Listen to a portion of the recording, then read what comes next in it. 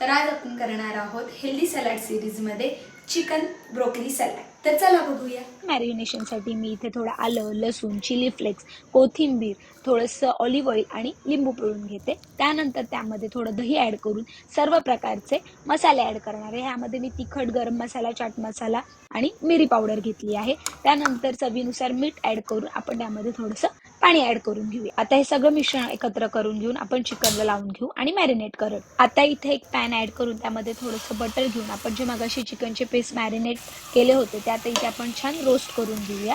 हे piece roast होईपर्यंत आपण सलाडची तयारी करून घेऊया। सलाडसाठी आपण इथे मिक्स व्हेजिटेबल्स घेतले आहेत। पॅनमध्ये थोडंसं ऑलिव्ह ऑइल ॲड करून आपण त्या छान परतून घेणार आहोत। त्यानंतर इथे आता आपण सलाडची ड्रेसिंग तयार करूया। त्यासाठी आज मी गाजर घेतलं आहे।